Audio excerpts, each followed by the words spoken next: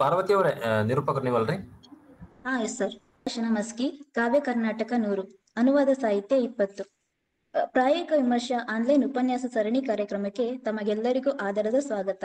ಈ ದಿನ ಹೊಸಗನ್ನಡ 30, ಹಳೆಗನ್ನಡ 20, ಜನಪದ 20 ವಿಮರ್ಶಾ ಕಾರ್ಯಕ್ರಮಗಳನ್ನು ಮುಗಿಸಿಕೊಂಡು ಅನುವಾದ ವಿಮರ್ಶಾ ಕಾರ್ಯಕ್ರಮದ 20ರ ಕಾರ್ಯಕ್ರಮಕ್ಕೆ ನಾವಿಂದು ದಾಪುಗಾಲಿಟ್ಟಿದ್ದೇವೆ. ಈ ದಿನ ನಾವು ಉಪನ್ಯಾಸ ಸರಣಿಯ 83ನೆಯ ದಿನದಲ್ಲಿದ್ದೇವೆ. ಮಲಯಾಳಂನ ಮಹತ್ವದ ಕವಿ ಹಾಗೂ ಮಲಯಾಳದ ಆಧುನಿಕ ಕಾವ್ಯದ ನಿರ್ಮಾಪಕರಲ್ಲಿ ಒಬ್ಬರಾದ ಕೆ. ಸಚ್ಚಿದಾನಂದನ್ ಅವರ ಕೇಂದ್ರ ಸಾಹಿತ್ಯ ಅಕಾಡೆಮಿ ಪ್ರಶಸ್ತಿ ಪುರಸ್ಕೃತ ಮರೆನ್ನು ವೆಚ್ಚ ವಸ್ತುಗಳ್ ಮೂಲ ಕೃತಿಯ ಅನುವಾದವನ್ನು ತೆರಳಿ ಎನ್. ಶೇಖರ್ ಅವರು ಮರೆತಿಟ್ಟ ವಸ್ತುಗಳು ಎಂದು ಕನ್ನಡದಲ್ಲಿ ಅನುವಾದಿಸಿದ್ದಾರೆ. ಈ ಅನುವಾದ ಕವನವನ್ನು ಖ್ಯಾತ ಲೇಖಕರು ಹಾಗೂ ವಿಮರ್ಶಕರಾದ ಡಾಕ್ಟರ್ ಬಾಲಕೃಷ್ಣ ಬಿ.ಎಂ. ಹೊಸಂಗಡಿ, ಸಹಾಯಕ ಪ್ರಾಧ್ಯಾಪಕರು, ಸರ್ಕಾರಿ ಕಾಲೇಜು, ಕಾಸರಗೋಡು, ಇವರು ಮರೆತಿಟ್ಟ ವಸ್ತುಗಳು ಕವಿತೆಯನ್ನು ಪ್ರಾಯೋಗಿಕ ವಿಮರ್ಶೆಗೆ ಈ ದಿನ ಒಳಪಡಿಸಲಿದ್ದಾರೆ. ಅವರಿಗೆ ಕಾರ್ಯಕ್ರಮದ ವತಿಯಿಂದ ಹಾಗೂ ಭಂಡಾರ ಪ್ರಕಾಶನ ಮಸ್ಕಿ ಅವರ ಕಡೆಯಿಂದ ಆದರದ ಸ್ವಾಗತವನ್ನು ಕೋರುತ್ತಿದ್ದೇನೆ. ಈ ನೊಂದಿಗೆ ಸಂಚಾಲಕರಾದ ಬಸವರಾಜ ಕೋಡಗುಂಟಿ ಸರ್ ಅವರು, ಭಂಡಾರ ಪ್ರಕಾಶನ ಮಸ್ಕಿ, ಇವರು ನಮ್ಮೊಂದಿಗಿದ್ದಾರೆ. ಅವರಿಗೂ ಸಹ ಕಾರ್ಯಕ್ರಮದ ಪರವಾಗಿ ಆತ್ಮೀಯವಾದ ಸ್ವಾಗತವನ್ನು ಕೋರ್ತಾ ಇದ್ದೇನೆ. ಹಾಗೂ ಸಂಯೋಜಕರಾದ ಬಾಬುರಾಯ ದೊರೆ ಸರ್ ಹಾಗೂ ಮಧು ಬಿರಾದರ ಸರ್ ಅವರು ಕೂಡ ಈ ಕಾರ್ಯಕ್ರಮದಲ್ಲಿ ಉಪಸ್ಥಿತರಿದ್ದಾರೆ. ಅವರಿಗೂ ಸಹ ಕಾರ್ಯಕ್ರಮದ ಪರವಾಗಿ ಆದರದ ಸ್ವಾಗತ. ಹಾಗೂ ಸಹ ಸಂಯೋಜಕರಾದ ಸೈಯದ್ ಮುಜೀಬ್ ಅಹಮದ್ ಸರ್ ಅವರಿಗೂ, ಬಸಯ್ಯ ಸ್ವಾಮಿ ಕರಿಲಿಂಗ ನಾಟಿಕರ್ ಸರ್ ಅವರಿಗೂ ಕೂಡ ಆತ್ಮೀಯವಾದ ಸ್ವಾಗತವನ್ನ ಕೋರ್ತಾ ಇದ್ದೇನೆ. ಮತ್ತು ಕಾರ್ಯಕ್ರಮದ ಕೇಂದ್ರ ಬಿಂದುಗಳಾದ ಎಲ್ಲ ಶ್ರೋತೃಗಳಿಗೂ ಸಹೃದಯರಿಗೂ ಕೂಡ ಕಾರ್ಯಕ್ರಮಕ್ಕೆ ಆದರದ ಸ್ವಾಗತ. ಮೊದಲಿಗೆ doctor Balakrishna BM. Hosangadi sir ಅವರ ಪರಿಚಯವನ್ನ ಮಾಡಿಕೊಳ್ಳೋಣ. 1996ರಲ್ಲಿ ಕ್ಯಾಲಿಕಟ್ ಯೂನಿವರ್ಸಿಟಿಯಿಂದ BA ಪದವಿಯನ್ನು, 1998ರಲ್ಲಿ ಕಣ್ಣೂರು ಯೂನಿವರ್ಸಿಟಿಯಿಂದ ಕನ್ನಡ ಸಾಹಿತ್ಯದಲ್ಲಿ MA ಪದವಿಯನ್ನು ಪ್ರಥಮ ರ್ಯಾಂಕ್ನೊಂದಿಗೆ ಇವರು ಪಡೆದಿರುತ್ತಾರೆ. BBC ಡಬ್ಲಿನ್ ಯೂನಿವರ್ಸಿಟಿಯಿಂದ ಮಾಧ್ಯಮ ತರಬೇತಿಯನ್ನು ಪೂರ್ಣಗೊಳಿಸಿರುತ್ತಾರೆ. ಅನೇಕ ಸೆಮಿನಾರ್, ವರ್ಕ್ಶಾಪ್, ಕ್ಯಾಂಪಸ್ ಇಂಟರ್ವ್ಯೂಗಳನ್ನು ಸಂಘಟಿಸಿರುತ್ತಾರೆ. ಪ್ರಾರಂಭದಲ್ಲಿ ಕರಾವಳಿ ಅಲೆ ಎಂಬ ಪತ್ರಿಕೆಯ ಉಪಸಂಪಾದಕರಾಗಿ, ವರದಿಗಾರರಾಗಿ 1998ರಿಂದ 2000 ಇಸವಿಯವರೆಗೂ ಇವರು ಕಾರ್ಯನಿರ್ವಹಿಸಿದ್ದು, ಪ್ರಜಾವಾಣಿ ಪತ್ರಿಕೆಯಲ್ಲಿ ಉಪಸಂಪಾದಕರಾಗಿ ಹಾಗೂ ವರದಿಗಾರರಾಗಿ 2000 ಇಸವಿಯಿಂದ 2006ರವರೆಗೆ ಇವರು ಕಾರ್ಯನಿರ್ವಹಿಸಿರುತ್ತಾರೆ. ನಂತರ ಇವರು ಶೈಕ್ಷಣಿಕ ವೃತ್ತಿ ಜೀವನವನ್ನು ಮಂಜೇಶ್ವರದ ಗೋವಿಂದ ಪೈ ಸ್ಮಾರಕ ಸರ್ಕಾರಿ ಕಾಲೇಜಿನಲ್ಲಿ ಪ್ರಾರಂಭಿಸಿರುತ್ತಾರೆ. 2018ರಲ್ಲಿ ದ್ರಾವಿಡ ನವ್ಯ ಕಾವ್ಯ ಎಂಬ ಮಹಾಪ್ರಬಂಧವನ್ನು ಡಾಕ್ಟರ್ ರಾಧಾಕೃಷ್ಣ ಎನ್. ಬೆಳ್ಳೂರ್ ಅವರ ಮಾರ್ಗದರ್ಶನದಲ್ಲಿ ಕಣ್ಣೂರು ವಿಶ್ವವಿದ್ಯಾಲಯಕ್ಕೆ ಸಲ್ಲಿಸಿ PhD ಪದವಿಯನ್ನೂ ಸಹ ಪಡೆದಿರುತ್ತಾರೆ. ದ್ರಾವಿಡ ನವ್ಯ ಕಾವ್ಯ ಸಂಶೋಧನೆಯ ಸಂದರ್ಭದಲ್ಲಿಯೇ ಲಂಡನ್ ವಿವಿಯ TS Eliot international summer school 2013ರ ಬರ್ಸರಿ ಅವಾರ್ಡು ಕೂಡ ಇವರಿಗೆ ಲಭಿಸಿದೆ. ಇವರು ಪ್ರಮುಖ ಅನುವಾದಕರೂ ಆಗಿದ್ದಾರೆ. ಮಲಯಾಳಂನ ಅಂಬಿಕಾ ಸುತನ್ ಮಾಂಗಡ್ ರವರ ಕಾದಂಬರಿಯನ್ನು ಹೆಣ್ಮಕಜೆ ಎಂಬ ಶೀರ್ಷಿಕೆಯೊಂದಿಗೆ ಅನುವಾದಿಸಿರುತ್ತಾರೆ. ಅರಿಷ್ಟನೇಮಿ ಎಂಬ ರೂಪಕ ಎಂಬ ಕೃತಿಯನ್ನು ಸಹ ರಚಿಸಿದ್ದಾರೆ. ಇವರು ದ್ರಾವಿಡ ಕಾವ್ಯಜ್ಯೋತಿ, ಕೀಕಿ ದೋಮೋ ಬುದ್ಧಿ ಭಾವಗಳ ಸಂಗಮ, ಆಹಾ ಚಹಾ, ವಿಶ್ವವಿದ್ಯಾಲಯ ಸ್ವಾಯತ್ತ ಸುತ್ತಮುತ್ತ, ವಿಶೇಷ ಸ್ಥಾನಮಾನ ಸಾಕೆ, ಶ್ರೇಷ್ಠತೆಯ ಕನಸು ಬೇಕೆ, ಸುಳ್ಳು ನಗರದಲ್ಲೊಂದು ಸುತ್ತು ಎಂಬ ಮುಂತಾದ ಲೇಖನಗಳನ್ನು ಕೂಡ ಪ್ರಕಟಿಸಿರುತ್ತಾರೆ. ಇವರ ಸಂಶೋಧನಾ ಲೇಖನಗಳು ದೇಶ ವಿದೇಶಗಳ ವಿವಿಧ ಅಂತಾರಾಷ್ಟ್ರೀಯ ವಿಚಾರ ಸಂಕಿರಣಗಳಲ್ಲಿ ಮಂಡನೆಯಾಗಿದ್ದು, ಪ್ರತಿಷ್ಠಿತ ಸಂಶೋಧನಾ ನಿಯತಕಾಲಿಕೆಗಳಲ್ಲೂ ಕೂಡ ಪ್ರಕಟವಾಗಿವೆ. ಹೈದರಾಬಾದ್, ವಿಶಾಖಪಟ್ಟಣ, ಮದ್ರಾಸ್, ಆಂಧ್ರಪ್ರದೇಶ, ಜಪಾನ್, ಗೋವಾ, ಮಲೇಷಿಯಾ, ಗೌಹಾಟಿ ಮೊದಲಾದ ವಿಶ್ವವಿದ್ಯಾಲಯಗಳಲ್ಲಿ ನಡೆದ ರಾಷ್ಟ್ರೀಯ ಮತ್ತು ಅಂತಾರಾಷ್ಟ್ರೀಯ ಕಾರ್ಯಾಗಾರದಲ್ಲಿ ಭಾಗವಹಿಸಿ ಸಂಶೋಧನಾ ಪ್ರಬಂಧಗಳನ್ನು ಸಹ ಮಂಡಿಸಿರುತ್ತಾರೆ. ಕಣ್ಣೂರು ವಿವಿಯ ಬೋರ್ಡ್ ಆಫ್ ಸ್ಟಡಿನ ಸದಸ್ಯರಾಗಿಯೂ, SSCRT, ಮೈಸೂರು ವಿವಿ, ಅಜಿಂ ಪ್ರೇಮ್ಜಿ ಫೌಂಡೇಶನ್ನ ಮುಂತಾದ ಕಡೆಗಳಲ್ಲಿ ಸಂಪನ್ಮೂಲ ವ್ಯಕ್ತಿಗಳಾಗಿಯೂ ಸಹ ಸೇವೆ ಸಲ್ಲಿಸಿರುತ್ತಾರೆ.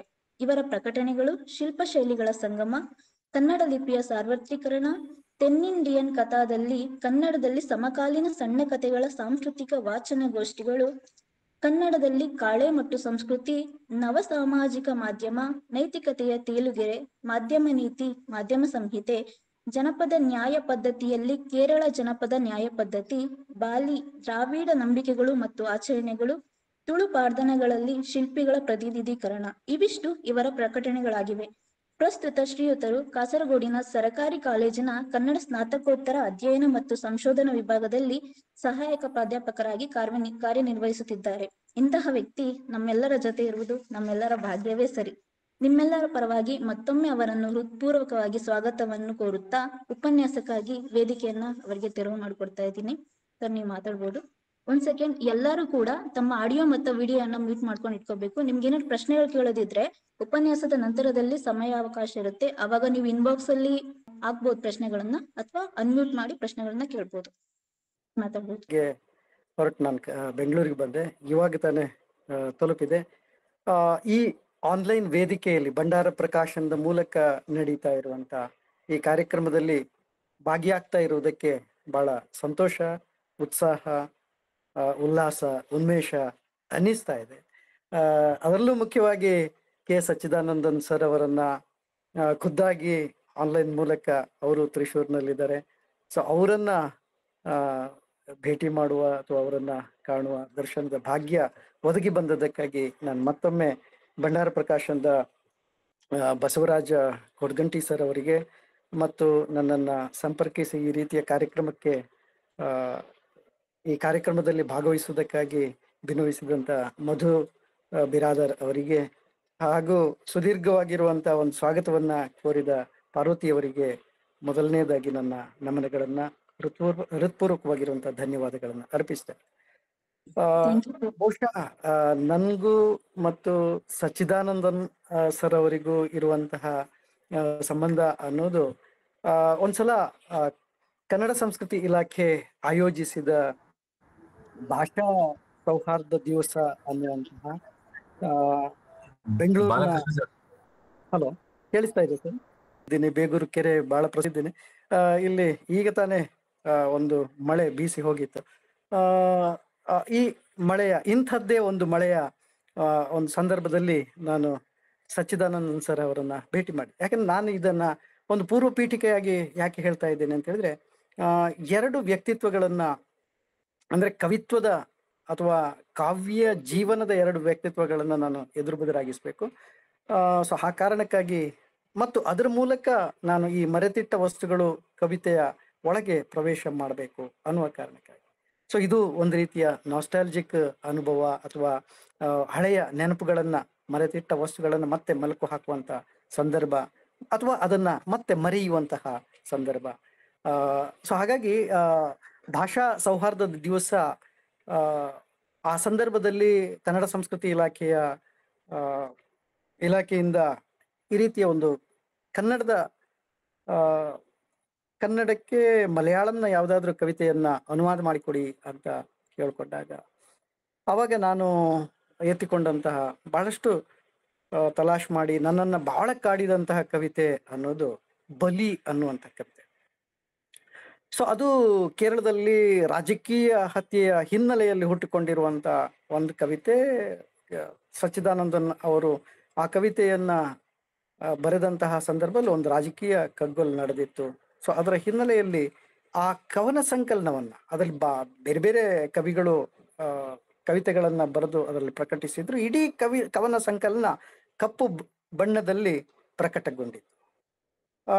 ಒಂದು ಪ್ರಜಾಪ್ರಭುತ್ವದಲ್ಲಿ ಪ್ರತಿಭಟನೆಯ ಧ್ವನಿಯಾಗಿ, ಬಂಡಾಯದ ಧ್ವನಿಯಾಗಿ, ಅಥವಾ ಶಾಂತಿಯ ಪ್ರತಿಪಾದನೆಗೆ ಇರುವಂತಹ ಒಂದು ಕಹಳೆಯಾಗಿ ಆ ಇಡೀ ಪುಸ್ತಕ, ಬಹುಶಃ ನಾವು ಕನ್ನಡದಲ್ಲಿ ಈ ರೀತಿಯ ಸಂದರ್ಭವನ್ನು ನೋಡ್ತೀವೋ ಇಲ್ವೋ ಗೊತ್ತಿಲ್ಲ, ಆದರೆ ಇಡೀ ಬಲಿ ಅನ್ನುವಂತಹ ಇಡೀ ಸಂಕಲನ ಅದು ಒಂದು ಪ್ರತಿಭಟನೆಯ ರೂಪದಲ್ಲಿ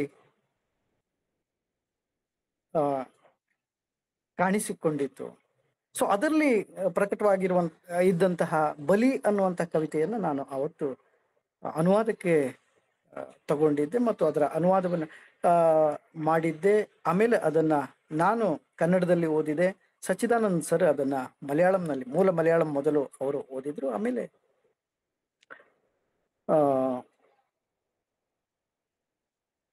ನಾನು ಅದನ್ನ ಕನ್ನಡದಲ್ಲಿ ಓದಿದೆ. ಸೊ ಬಲಿಯ ಸಂದರ್ಭದಲ್ಲಿ ಬಲಿ ಆ ಕವನ ಸಂಕಲನದಲ್ಲಿ ಬಂದಂತ ಬಹಳ ವಿಶಿಷ್ಟವಾಗಿದ್ದಂತಹ ಒಂದು ಕವಿತೆ. ಸೊ ಸಚ್ಚಿದಾನಂದನ್ ಸರ್ ನಮಗೆ ಯಾಕೆ ಮುಖ್ಯ ಆಗ್ತಾರೆ ಅಂದ್ರೆ, ಸೊ ಅವರ ಕವಿತೆಗಳನ್ನ ಜಗತ್ತಿನಾದ್ಯಂತ ಬೇರೆ ಬೇರೆ ಭಾಷೆಯ, ನೀವು ಬಹುಶಃ ಇಟಾಲಿಯನ್ ಭಾಷೆ ಇರ್ಬೋದು, ಅಥವಾ ಫ್ರೆಂಚ್ ಭಾಷೆ ಇರ್ಬೋದು, ಅಥವಾ ಜರ್ಮನಿ ಭಾಷೆ ಇರ್ಬೋದು, ಜರ್ಮನ್ ಭಾಷೆ ಇರ್ಬೋದು, ಅಥವಾ ಇಂಗ್ಲಿಷ್ ಅವರು ಬರೆಯುವಂತ ಇಂಗ್ಲಿಷ್ ಆಗಿರ್ಬೋದು, ಅಥವಾ ಅವ್ರು ಕನ್ನಡದಲ್ಲಿ ಬರೆದು ಆಮೇಲೆ ಇಂಗ್ಲಿಷ್ಗೆ ಅನುವಾದ ಮಾಡೋದಾಗಿರ್ಬೋದು. ಸೊ ಈ ರೀತಿಯ ಜಾಗತಿಕ ಸಂದರ್ಭದಲ್ಲಿ ಬಹಳ ಪ್ರಸ್ತುತ ಆಗಿರುವಂತಹ ಒಬ್ಬ ಕವಿಯನ್ನ ನಾವು ನಮ್ಮ ಕಾಲದ ಸಂದರ್ಭದಲ್ಲಿ ನಮ್ಮ ಜೊತೆಗಿದ್ದಾರೆ ಮತ್ತು ನಾವು ಅವ್ರ ಜೊತೆಗೆ ಇದ್ದೇವೆ, ಅವರ ಕವಿತೆಗಳ ಜೊತೆಗೆ ನಾವು ಬದುಕುತ್ತಾ ಇದ್ದೇವೆ, ಉಸಿರಾಡ್ತಾ ಇದ್ದೇವೆ ಅನ್ನೋದೇ ನಮಗೆಲ್ಲ ಬಹಳ ಧನ್ಯತೆಯ ಕ್ಷಣಗಳನ್ನು ಒದಗಿಸುವಂತ ಸಂದರ್ಭ ಅಂತ ಅಂದ್ಕೊಳ್ತೀವಿ. ಸಚ್ಚಿದಾನಂದನ್ ಸರ ಆಮೇಲೆ ನಾನು ಅನುವಾದ ಮಾಡಿದಂತಹ ಕವಿತೆ ಪೆರುಮಾಳ್ ಮುರುಗನ್ ಬಗ್ಗೆ. ಪೆರುಮಾಳ್ ಮುರುಗನ್ ಯಾವಾಗ ಲೇಖಕನಾಗಿ ನನ್ನ ಅಂತ್ಯ ಆಗಿದೆ ಅಂತ ಘೋಷಿಸ್ತಾರೆ, ಅಭಿವ್ಯಕ್ತಿ ಸ್ವಾತಂತ್ರ್ಯದ ಕುರಿತಾಗಿರುವಂತಹ ಅಥವಾ ಅಭಿವ್ಯಕ್ತಿ ಸ್ವಾತಂತ್ರ್ಯಕ್ಕೆ ಧಕ್ಕೆ ಬಂದಾಗ ಒಬ್ಬ ಲೇಖಕ ಮಾಡಬಹುದಾದ ಅತ್ಯಂತ ದೊಡ್ಡ ನಿರ್ಧಾರ ಅಂದ್ರೆ ಆತನ ಲೇಖನಿಯನ್ನ ಕೆಳಗೆಟ್ಟುವುದು. ತಾನು ಪೆರುಮಾಳ್ ಮುರುಗನ್ ಅನ್ನುವಂತಹ ಲೇಖಕನೇ ಇನ್ನು ಮುಂದೆ ಇಲ್ಲ ಅಂತ ಘೋಷಿಸಿ, ಪೆರುಮಾಳ್ ಮುರುಗನ್ ಅನ್ನುವಂತಹ ಲೇಖಕ ತೀರಿ ಹೋಗಿದ್ದಾನೆ, ಸತ್ತು ಹೋಗಿದ್ದಾನೆ ಅಂತ ತನ್ನ ಸಾವನ್ನ, ತನ್ನ ಲೇಖಕತನದ ಸಾವನ್ನ ಘೋಷಿಸಿದಾಗ ಬರೆದಂತಹ ಸಚ್ಚಿದಾನಂದನ್ ಅವರ ಲೇಖನಿಯಿಂದ ಮೂಡಿ ಬಂದಂತಹ ಕವಿತೆ ಪೆರುಮಾಳ್ ಮುರುಗನ್ ಅನ್ನೋ. ಸೊ ಅದನ್ನ ದೀಪಾವಳಿ ಸಂಚಿಕೆಗಾಗಿ ನಾನು ಅದನ್ನ ಅನುವಾದ ಮಾಡಿದ್ದೆ. ಬಲಿ ಇರ್ಬೋದು, ಪೆರುಮಾಳ್ ಮುರುಗನ್ ಇರ್ಬೋದು, ಅಥವಾ ಮರೆತಿಟ್ಟ ವಸ್ತುಗಳಿರ್ಬೋದು, ಅಥವಾ ಸಚ್ಚಿದಾನಂದನ್ ಸರ್ ಅವರ ಬೇರೆ ಬೇರೆ ಕವಿತೆಗಳು, ಗಂಗೆಯ ಕುರಿತಾಗಿರುವಂತ ಬಹಳ ಅಭೂತಪೂರ್ವವಾಗಿರುವಂತ ಒಂದು ಕವಿತೆ ಗಂಗೆಯಲ್ಲಿ ಹೆಣ. ಸೊ ಈ ರೀತಿಯ ಸಚ್ಚಿದಾನಂದನ್ ಸರ್ ಅವರ ಕವಿತೆಗಳು ಮಾತಾಡುವುದು ರೂಪಕಗಳ ಮೂಲಕ, ಪ್ರತಿಮೆಗಳ ಮೂಲಕ, ಮತ್ತು ಅದು ಅದು ಆರ್ಕಿಟೈಪ್ಗಳನ್ನ, ಪ್ರಾಗ್ರೂಪಗಳನ್ನ ಬಳಸಿಕೊಂಡು ಅವು ಪರಸ್ಪರ ಅರ್ಥದ, ನಾವ್ಯಾವುದನ್ನ ಅರ್ಥ ತಿಮ್ಮುವ ಅಥವಾ ಅರ್ಥ ನಾವು ಲ್ಯೂಮಿನಸ್ ಡೀಟೇಲ್ಸ್ ಅಂತ ಹ್ಯೂಮ್ನ ಪರಿಭಾಷೆಯಲ್ಲಿ ಹೇಳೋದಿದ್ರೆ, ಮಾಡರ್ನ್ ಪೊಯಿಟ್ರಿಯ ಅಥವಾ ಆಧುನಿಕ ಕವಿತೆಯ ಸಂದರ್ಭದಲ್ಲಿ ಹ್ಯೂಮ್ ಬಳಸುವಂತ ಪರಿಭಾಷೆ ಅದು ಲ್ಯೂಮಿನಸ್ ಡೀಟೇಲ್ಸ್. ಸೊ ಅದಕ್ಕೆ ಒಂದು ಚೀನಿ ಕವಿತೆಯ ಹಿನ್ನೆಲೆ ಇದೆ, ಆಮೇಲೆ ಜಪಾನಿ ಕವಿತೆಯ ಹಾಯ್ಕುವಿನ ಹಿನ್ನೆಲೆ ಇದೆ, ಆಧುನಿಕ, ಅತ್ಯಾಧುನಿಕ ಅಥವಾ ಮಾಡರ್ನ್ ಅಥವಾ ಪೋಸ್ಟ್ ಮಾಡರ್ನ್. ಸೊ ಮಾಡರ್ನಿಸಂನ ಸಂದರ್ಭದಲ್ಲಿ ಕವಿಗಳು ಬಳಸಿಕೊಂಡಂತಹ ಬಹಳ ಮುಖ್ಯವಾಗಿರುವಂತಹ ಹತ್ಯಾರಗಳಲ್ಲಿ ಅಥವಾ ಮಾರ್ಗಗಳಲ್ಲಿ ಈ ಲ್ಯೂಮಿನಸ್ ಡೀಟೇಲ್ಸ್ ಕೂಡ ಬಹಳ ಮುಖ್ಯ. ಅಂದ್ರೆ ಚೈನಾದ ಕವಿತೆಗಳಲ್ಲಿ ಕಾಣಿಸುವಂತ ಈ ರೀತಿಯ ಒಮ್ಮೆ ಅದರ ಅರ್ಥ ಪ್ರಕಟ ಆಗತ್ತೆ, ನಾವ್ ಯಾವುದನ್ನ ಧ್ವನಿ ಅಂತ ಕರಿತೀವಿ, ಪ್ರಕಟ ಆಗತ್ತೆ ಅಥವಾ ಅದು ರಹಸ್ಯವಾಗಿ ಇರತ್ತೆ. ಸೊ ಈ ರೀತಿಯ ಒಂದು ದ್ವಂದ್ವಮಾನದಲ್ಲಿ ಹುಟ್ಟುಕೊಳ್ಳುವಂತಹ ಕವಿತೆಯ ಸ್ವರೂಪವನ್ನ ನಾವು ಇಲ್ಲಿ ಕಾಣೋದಕ್ಕೆ ಸಾಧ್ಯ. ಸೊ ಅಂತಹ ಕವಿತೆಗಳು ನಮ್ಮನ್ನ ಮತ್ತೆ ಮತ್ತೆ ಕಾಡ್ತಾ ಇರ್ತವೆ. A.K. ರಾಮಾನುಜನ್ ಕವಿತೆಗಳ ಹಾಗೆ, ಮೊರೇಸ್ ಕವಿತೆಗಳ ಹಾಗೆ, ಸೊ ಆಧುನಿಕ ಸಂದರ್ಭದ ಕವಿಗಳಲ್ಲಿ ಈ ರೀತಿಯ ಒಂದು ಒಂದು ಆಬ್ಸೆನ್ಸ್ ಮತ್ತು ಪ್ರೆಸೆನ್ಸಿನ ನಡುವಿನ ಅರ್ಥದ ಆಬ್ಸೆನ್ಸ್ ಇರುತ್ತೆ, ಹಾಜರಾತಿ ಇರುತ್ತೆ, ಗೈರು ಹಾಜರಾತಿ ಇರುತ್ತೆ. ಸೊ ಇವುಗಳ ದ್ವಂದ್ವಮಾನದ ಬೆಳಕಿನಲ್ಲಿ ಆ ಕವಿತೆ ಅತ್ಯಂತ ಉಜ್ವಲವಾಗಿ ಪ್ರಕಟಗೊಳ್ಳುತ್ತಾ ಇದೆ. ಸೊ ಹಾಗಾಗಿ ನಾನು ಸಚ್ಚಿದಾನಂದನ್ ಅವರ ಕವಿತೆಗಳನ್ನ ಗಮನಿಸಿದಾಗ ಒಂದ್ ಕಡೆಯಲ್ಲಿ ಅದು ಹೈಬ್ರಿಡೈಸೇಷನ್ ನ ಕಾವ್ಯ. T.S. ಎಲಿಯಟ್ನ ಕವಿತೆಗಳ ಅಧ್ಯಯನವನ್ನ ಮಾಡಿದವನು. ಸೊ ಆ ಸಂದರ್ಭದಲ್ಲಿ ಎಲಿಯಟ್ನ ಹಿನ್ನೆಲೆಯಲ್ಲಿ ದಕ್ಷಿಣ ಭಾರತದ ಕವಿತೆಗಳನ್ನ ಪರಾಂಬರಿಸುವ ಅದನ್ನ ಸೂಕ್ಷ್ಮವಾಗಿ ಗಮನಿಸುವಂತಹ ಸಂದರ್ಭ. ಇವರೆಲ್ಲರ ಪೂರ್ವದಲ್ಲಿ ಈಗ ಮಲಯಾಳಂ ಕವಿತೆಯನ್ನ ಗಮನಿಸಿದ್ರೆ ನಮಗೆ ಅಲ್ಲಿ ಕೃಷ್ಣನ್ ವಾರಿಯರ್ ಇರ್ಬಹುದು, ಅಥವಾ ಅಯ್ಯಪ್ಪ ಪಣಿಕ್ಕರ್ ಇರ್ಬಹುದು, ಅಥವಾ ಸಚ್ಚಿದಾನಂದನ್ ಇರ್ಬಹುದು. ಸೊ ಇವರೆಲ್ಲರ ಪರಂಪರೆ ಅನ್ನೋದು ಆಧುನಿಕ ಕವಿತೆ ಅಥವಾ ನಾವು ಕನ್ನಡದಲ್ಲಿ ಯಾವುದನ್ನ ನವ್ಯ ಕಾವ್ಯದ ಪರಂಪರೆ ಅಂತ ಕರಿತೇವೆ. ಸೊ ಆ ಕಾವ್ಯದ ಪರಂಪರೆಯಲ್ಲಿ ಬಂದು ಆಮೇಲೆ ಅದನ್ನ ದಾಟಿಕೊಂಡು ವಿಭಿನ್ನವಾಗಿರುವಂತ ಪ್ರಯೋಗಗಳನ್ನ ಮಾಡಿದವರು. ಸಚ್ಚಿದಾನಂದನ್ ಅಂತೂ ಅವರ ಕಾವ್ಯದ ಒಳಗೆ ನೀವು ಸಂಗೀತವನ್ನ, ಚಿತ್ರವನ್ನ, ಅಥವಾ ನಾಟಕದ ರೂಪಕಗಳನ್ನ, ಸೊ ಇವುಗಳನ್ನೆಲ್ಲವನ್ನ ಗಮನಿಸುವುದಕ್ಕೆ ಸೊ ಈ ರೀತಿಯ ಹೈಬ್ರಿಡಿಟಿ ಕಾವ್ಯ ಅಂದ್ರೆ ಅದು ಟಿ.ಎಸ್. ಎಲಿಯಟ್ಗೆ ಹೇಗೆ ಅದು ಒಂದು ಎಪಿಕ್ ಮೋಡ್ನ ಒಂದು ಪುರಾಣವನ್ನ, ಬಹಳ ವಿಸ್ತಾರವಾಗಿರುವಂತಹ ಪುರಾಣ ಅಲ್ಲ, ಅದು ಆಧುನಿಕ ಪುರಾಣ, ಅತ್ಯಂತ ಕಡಿಮೆ ಶಬ್ದಗಳಲ್ಲಿ ಹೇಳಬೇಕಾದಂತಹ ಪುರಾಣ. 425 ಸಾಲುಗಳಲ್ಲಿ ಇಡೀ ಜಗತ್ತಿನ ಪರಂಪರೆಯನ್ನ, ಜಗತ್ತಿನ ಸಂಸ್ಕೃತಿಯನ್ನ, ಅದರ ತಾಕಲಾಟಗಳನ್ನ, ಆಧುನಿಕತೆಯ ಎದುರಾಗುವಿಕೆಯನ್ನ, ಪರಂಪರೆಯ ಅದರ ಜೊತೆಗೆ ಘರ್ಷಣೆ ಮಾಡ್ತಾ ಇರುವುದನ್ನ, ಶಾಂತಿಯ ಕುರಿತಾಗಿರುವಂತಹ ಮೊರೆಯನ್ನ, ಕಾಮದ ಉಲ್ಬಣವನ್ನ, ಸೊ ಇವುಗಳನ್ನೆಲ್ಲವನ್ನ ಒಂದು ಕ್ಯಾನ್ವಾಸ್ನ ಒಳಗೆ ತರ್ತಾನಲ್ಲ. ಸೊ ಪಿಕಾಸೋನ ಚಿತ್ರಗಳ ಹಿನ್ನೆಲೆ ಇರುತ್ತೆ, ಅಥವಾ ಬೇರೆ ಬೇರೆ ಕಾದಂಬರಿಗಳ ಅಥವಾ ಕಾವ್ಯಗಳ, ಇನ್ಫರ್ನೋದಂತ ಕಾವ್ಯ ಭಾಗಗಳ, ಸೊ ಅವುಗಳೆಲ್ಲ ಸೇರ್ಕೊಂಡಂತಹ ಒಂದು ಘನೀಭೂತವಾಗಿರುವಂತಹ ಸ್ಥಿತಿ. ಸೊ ಹಾಗಾಗಿ ಆ ಕವಿತೆಯನ್ನ ಅಧ್ಯಯನ ಮಾಡುವುದಕ್ಕೆ ಟಿ.ಎಸ್. ಎಲಿಯಟ್ ಬೇರೆದ ಆದಂತಹ ವಿಮರ್ಶಾ ಮಾನದಂಡಗಳನ್ನ ಇಟ್ಕೊಂಡ ಅನ್ನೋದು ಕೂಡ ನಮ್ಗೆ ಗೊತ್ತಿದೆ.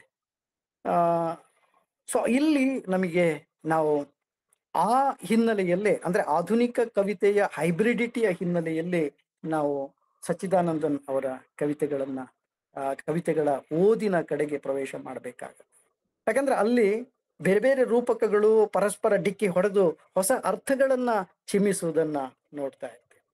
ಸೊ ಇಲ್ಲಿ ನಾನು ಆಯ್ಕೆ ಮಾಡಿಕೊಂಡಂತಹ ಮರೆತಿಟ್ಟ ವಸ್ತುಗಳು ಅನ್ನುವುದರಲ್ಲಿಯೂ ಕೂಡ, ಅದರಲ್ಲಿಯೂ ಮುಖ್ಯವಾಗಿ ಮರೆತಿಟ್ಟ ವಸ್ತುಗಳು ಅನ್ನುವಂತಹ ಒಂದು ಕವಿತೆ ಏನಿದೆ, ಅದು ಈ ರೀತಿಯ ಅರ್ಥದ ಸಂಘಟನೆಯನ್ನ, ಅರ್ಥಗಳ ಮುಖಾಮುಖಿಯನ್ನ, ಸಂಘರ್ಷವನ್ನ, ಅನುಸಂಧಾನವನ್ನ ಅದನ್ನ ಮಾಡ್ತಾ ಹೋಗುವಂತಹ ಕವಿತೆ. ಬಹಳ ನೀವು ಬಹುಶಃ ರಾಮಾನುಜನ್, ಸೊ ಇವರೆಲ್ಲ ಇದೇ ಪರಂಪರೆಯಲ್ಲಿ ಸೇರ್ಕೊಂಡು ಅವರು ಆಮೇಲೆ ರಾಮಾನುಜನ್ ಕವಿತೆಗಳನ್ನ ನೀವು ನೋಡಿದ್ರೆ ಬಹಳ ಸರಳವಾಗಿ ಬರಿತಾ ಅದು ಮತ್ತೆ ಮತ್ತೆ ಮತ್ತೆ ಮತ್ತೆ ಮೆಲುಕು ಹಾಕುವ ಹಾಗೆ ಆ ಕವಿತೆಗಳು ಇರ್ತವೆ. ಅಂದ್ರೆ ನಾವು ಯಾವುದನ್ನ ಗಪದ್ಯ ಅಂತ, ಗದ್ಯ ಪದ್ಯ ಅಂತ ಕರಿತೇವೆ, ಅಥವಾ ವಚನ ಅಂತ ಕರಿತೇವೆ. ಸೊ ಆ ರೀತಿಯ ಪದ್ಯವೂ ಅಲ್ಲದ, ಗದ್ಯವೂ ಅಲ್ಲದ, ನಾಟಕದ ಸಾಲುಗಳು ಇರುವ, ಕಾದಂಬರಿಯ ಹೃದಯತೆಯು ಇರುವಂತಹ, ಅಥವಾ ಸಂಗೀತಾತ್ಮಕತೆಯು ಇರುವಂತಹ, ಒಂದು ರೀತಿಯ ರಿದಮಿಕ್ ಆಗಿರುವಂತಹ, ರಿದಮ್ ಅನ್ನೋದು ಅರ್ಥದ ಆಶಯವನ್ನ ಇಟ್ಟುಕೊಂಡೇ ಚಲಿಸುವಂತಹ ಸಾಲುಗಳನ್ನ ಅವರು ಕೊಡ್ತಾ ಹೋಗ್ತಾರೆ. ಸೊ ಹಾಗಾಗಿ ಕೇವಲ ಗೇಯತೆಯಲ್ಲಿಯೇ ಅದು ಲೀನವಾಗಿ ಹೋಗದೆ, ಅದು ಗೇಯತೆಯನ್ನ ದಾಟ್ಕೊಂಡು ಅರ್ಥವನ್ನ ಲೌಕಿಕಕ್ಕೆ ಎಳಿತಾ ಇರುವ. ಸೊ ಹಾಗಾಗಿ ಬಹುಶಃ ನೀವು ಗೋಪಾಲಕೃಷ್ಣ ಅಡಿಗರ ಮಣ್ಣಿನ ವಾಸನೆ ಅನ್ನುವಂತಹ ಗದ್ಯ ಲೇಖನ ಭಾಗವನ್ನ ಈ ಹಿನ್ನೆಲೆಯಲ್ಲಿ ನಮಗೆ ಗಮನಿಸುವುದಕ್ಕೆ ಸಾಧ್ಯ. ಅಂದ್ರೆ ಸಚ್ಚಿದಾನಂದನ್ ಅವರ ಕವಿತೆಯ ಹಿನ್ನೆಲೆಯಲ್ಲಿ ಕೇರಳದ ಸಮಾಜವಾದಿಯಾಗಿರುವಂತಹ, ಅಥವಾ ಒಂದು ದೊಡ್ಡ ಚಳವಳಿಯ ಹಿನ್ನೆಲೆಯೂ ಕೂಡ, ಪ್ರಜಾಪ್ರಭುತ್ವದ ಚಳವಳಿಯ ಹಿನ್ನೆಲೆಯೂ ಕೂಡ ಇದೆ ಅನ್ನೋದನ್ನ ನಾವು ಗಮನಿಸಬೇಕಾಗುತ್ತೆ. ಯಾಕಂದ್ರೆ ಕೇರಳ ಅನ್ನುವಂತಹ ಈ ನಾಡು, ಇದು ಹಾದು ಹೋಗಿರುವಂತಹ ಬೇರೆ ಬೇರೆ ಚಳವಳಿಗಳ ಹಿನ್ನೆಲೆಯನ್ನ ಕೂಡ ನಾವು ಇಲ್ಲಿ ಗಮನಿಸುವುದು ಅಗತ್ಯ ಅನ್ನೋದನ್ನು. ಸೊ ಮರೆತಿಟ್ಟ ವಸ್ತುಗಳು ಅನ್ನುವಂಥ ಕವಿತೆ ಕೆಲವು ಸಾಲುಗಳನ್ನ ಅಥವಾ ಅದರ ಒಟ್ಟಾರೆ ವಿಚಾರಗಳನ್ನ ಹೇಳ್ಕೊಂಡೆ ನಾನು ಅದನ್ನ ಪ್ರಾಯೋಗಿಕ ವಿಮರ್ಶೆಗೆ ಎತ್ಕೊಳ್ತಾ ಇದ್ದೆ. ಸೊ ಅದು ಆರಂಭ ಆಗುವುದೇ, ಇಷ್ಟು ಕಾಲ ಮರೆತಿಟ್ಟದ್ದೆಲ್ಲವೂ ಈಗ ಒಮ್ಮೆಲೆ ನೆನಪಾಗುತ್ತಿದೆ. ಕೂಸುಮರಿ ಆಡುವಾಗ ಮಾಮರದ ಕೆಳಗೆ, ತರಗೆಲೆಗಳ ಅಡಿಯಲ್ಲಿ ಮರೆತಿಟ್ಟ ಬತ್ತಾಸು, ಹೆದರಿದ್ದ ಮಳೆ ಬಾರದಿದ್ದ ಒಂದು ದಿನ, ಅಪ್ಪುವಿನ ಅಂಗಡಿಯಲ್ಲಿ ಮರೆತಿಟ್ಟ ಛತ್ರಿ, ಪರೀಕ್ಷೆ ಮುಗಿಸಿ ಬರುವ ದಾರಿಯಲ್ಲಿ ಗೇರು ಮರವನ್ನ ಏರಿದಾಗ ಚಡ್ಡಿ ಜೇಬಿನಿಂದ ಕೆಳಗೆ ಬಿದ್ದು ಹೋದ ಪೆನ್ನು, ರೀಗಾದ ಹೋಟೆಲ್ ಕೊಠಡಿಯ ವಾರ್ಡ್ರೋಬಿನಲ್ಲಿ ಮರೆತಿಟ್ಟ ನೀಲ ಅಂಗಿ, ಆಮೇಲೆ ಓದಲು ಎರವಲು ಕೊಟ್ಟು ಮರಳಿ ಸಿಗದಿದ್ದ ಪುಸ್ತಕಗಳ ದೀರ್ಘ ಪಟ್ಟಿ, ತೀರಿಸಲು ಮರೆತು ಮರೆತ ಕೆಲ ಸಾಲುಗಳು, ಹಿಂತಿರುಗಿಸಲು ಮರೆತ ಕೆಲ ಸ್ನೇಹಗಳು. ತೀರಿಸಲು ಮರೆತ ಕೆಲ ಸಾಲಗಳು, ಹಿಂತಿರುಗಿಸಲು ಮರೆತ ಕೆಲ ಸ್ನೇಹಗಳು. ತೀರಿಸೋದಕ್ಕೆ ಆಗದೇ ಇರುವಂತಹ ಸಾಲ, ಹಿಂತಿರುಗಿಸುವುದಕ್ಕೆ ಮರೆತು ಹೋಗಿರುವಂತಹ ಕೆಲವು ಪ್ರೀತಿ, ಸ್ನೇಹ, ವಾತ್ಸಲ್ಯ.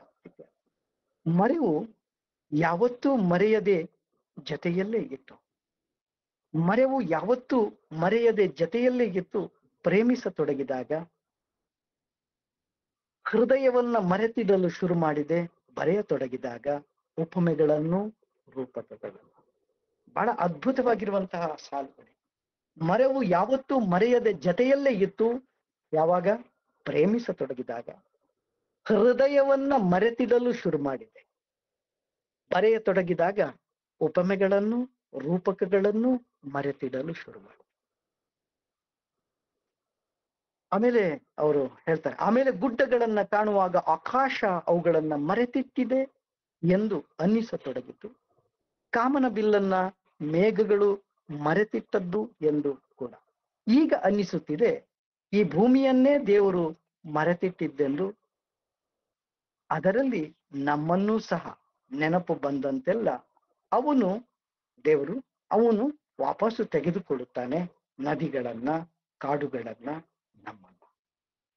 ಸೊ ಈ ಆಬ್ಸೆನ್ಸ್ ಮತ್ತು ಪ್ರೆಸೆನ್ಸಿನ, ಹಾಜರಾತಿ ಮತ್ತು ಗೈರು ಹಾಜರಾತಿಯ ನಡುವಿನ ದ್ವಂದ್ವಮಾನದಲ್ಲಿ ಅಂದ್ರೆ ಒಂದು ಕಡೆಯಲ್ಲಿ ನಾಸ್ಟಾಲ್ಜಿಕ್ ಆಗಿರುವಂತ ಅನುಭವಗಳನ್ನ ಮತ್ತೆ ನೆನಪಿಸಿಕೊಳ್ಳುವ, ಮತ್ತೆ ಅದನ್ನ ಮೆಲುಕು ಹಾಕುವ, ಅಥವಾ ಅದು ಮರೆತು ಹೋಗುವ ಬಹಳ ಅದ್ಭುತವಾಗಿರುವಂತಹ ಸಾಲುಗಳ ಭಾಗವನ್ನು ನಾವು ಈಗಾಗಲೇ ನೋಡ್ತೀವಿ. ಮರೆವು ಯಾವತ್ತೂ ಮರೆಯದೆ ಜೊತೆಯಲ್ಲೇ ಇತ್ತು. ನೋಡಿ, ಎಂತಹ ಮರೆವು ಯಾವತ್ತೂ ಮರೆಯದೆ ಜೊತೆಯಲ್ಲಿತ್ತು. ಪ್ರೇಮಿಸತೊಡಗಿದಾಗ ಹೃದಯವನ್ನ ಮರೆತಿಡಲು ಶುರು ಮಾಡಿ. ಸೊ ನೋಡಿ, ಭಾವನೆ ಮತ್ತು ಬೌದ್ಧಿಕತೆ, ಸೊ ಇವು ಎದುರು ಬದುರು ಆಗುವಂತಹ ಭಾವನೆಯ ಜಗತ್ತು ಒಂದಿದೆ, ಬೌದ್ಧಿಕತೆಯ ಜಗತ್ತು ಒಂದಿದೆ. ಬಹುಶಃ ಅಡಿಗರ ಕಾವ್ಯದಲ್ಲಿ ವಿದ್ಯುತ್ ಆಲಿಂಗನ, ಬುದ್ಧಿ ಭಾವಗಳ ವಿದ್ಯುತ್ ಆಲಿಂಗನ. ಸೊ ಆ ವಿದ್ಯುತ್ ಆಲಿಂಗನದಲ್ಲಿ ಕಾವ್ಯ ಹೊಸ ಅರ್ಥಗಳನ್ನ, ಅಲ್ಲಿ ಭಾವುಕತೆಯೂ ಇದೆ, ಆಮೇಲೆ ಬೌದ್ಧಿಕತೆಯೂ ಇದೆ, ಇವೆರಡೂ ಸೇರ್ಕೊಳ್ಳುವಂತಹ ರೀತಿ ಇದೆಯಲ್ಲ.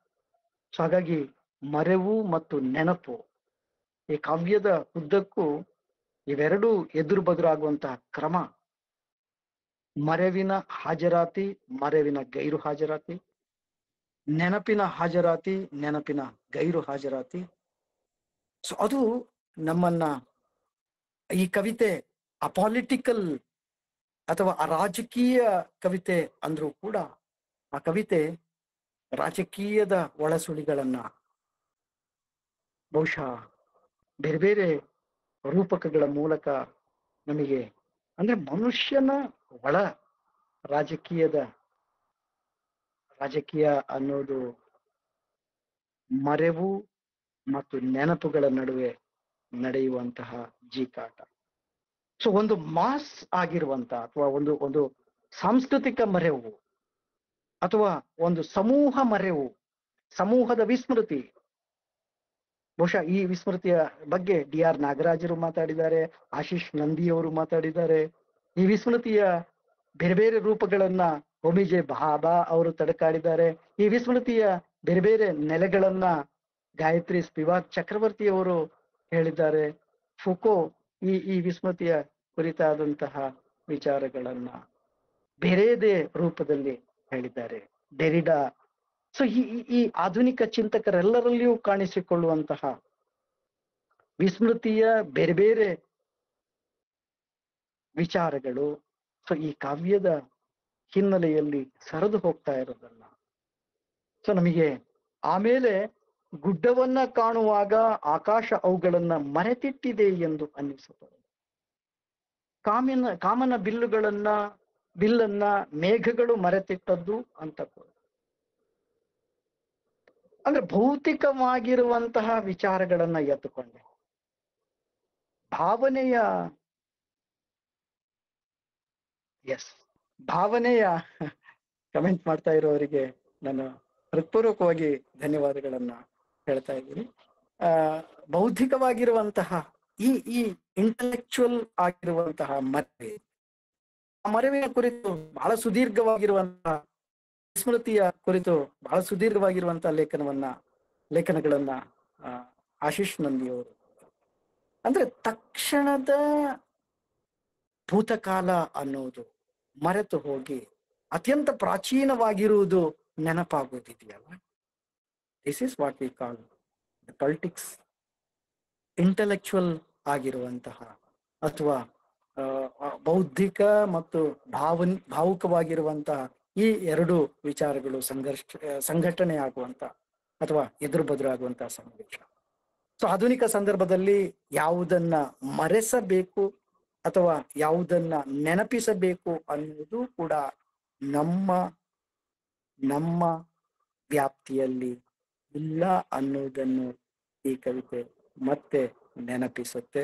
ಮತ್ತೆ ನಾವು ಅದನ್ನ ಮರೆತು ಬಿಡ್ತೀವಿ. ಬಹಳ ವಿಶಿಷ್ಟವಾಗಿರುವಂತ ಈ ರೀತಿಯ ಹಾಜರಿ ಮತ್ತು ಗೈರು ಹಾಜರಿಯ ಅಬ್ಸೆನ್ಸ್ ಅಂಡ್ ಪ್ರೆಸೆನ್ಸ್ ನ ಕವಿತೆಗಳನ್ನು ನಾವು ಬಹುಶಃ ಎ.ಕೆ. ರಾಮಾನುಜನ್ ಅವರ ಬಹಳ ಪ್ರಸಿದ್ಧವಾಗಿರುವಂತಹ ಕವಿತೆ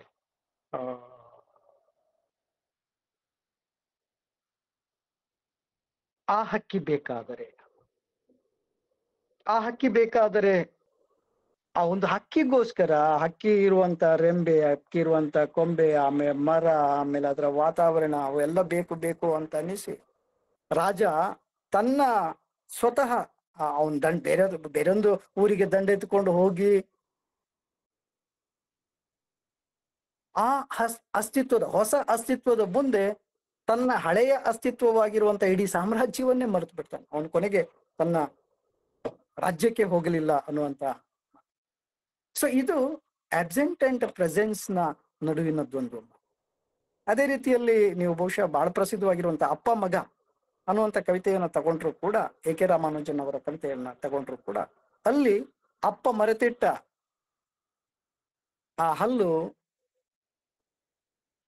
ಕಿಸಿ ನೋಡಿದ್ದೀರಲ್ಲ, ಬಚ್ಚಲು ಮನೆಯ ಗಂಗಾಳದಲ್ಲಿ ಅಪ್ಪ ಮರೆತಿಟ್ಟ ಹೊಸ ಹಲ್ಲು, ಅದು ಹಲ್ಲು ಕಿರಿಯುವುದನ್ನ ನಾನು ನೋಡಿದೆ, ಹಲ್ಲು ಕಿರಿಯಿತು ನಾನು ನೋಡಿದೆ.